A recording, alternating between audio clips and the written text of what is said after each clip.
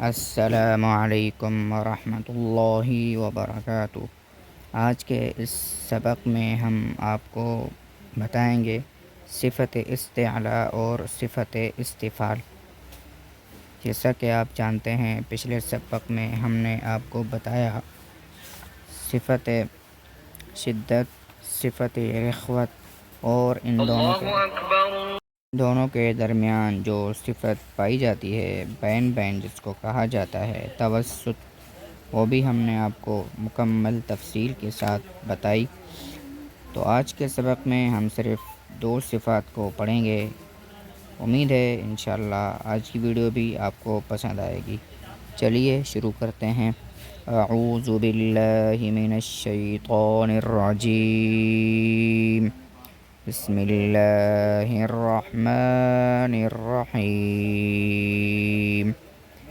صفت نمبر 5 استعلاء۔ اس صفت کا مطلب اور خلاصہ یہ ہے کہ ان حروف کو ادا کرنے کے وقت ہمیشہ زبان کی جڑ اوپر کے تالو کی طرف اٹھ جاتی ہے، جس کی وجہ سے یہ حروف موٹے ہو جاتے ہیں، اور ایسے حروف 7 ہیں جن کا مجموعہ بنتا ہے خص ض قز، یعنی کہ خ، صاد، ضاد، غین، طا، قاف، ظا۔ اور جن حروفوں میں یہ صفت پائی جاتی ہے ان کو مستعلیہ کہا جاتا ہے۔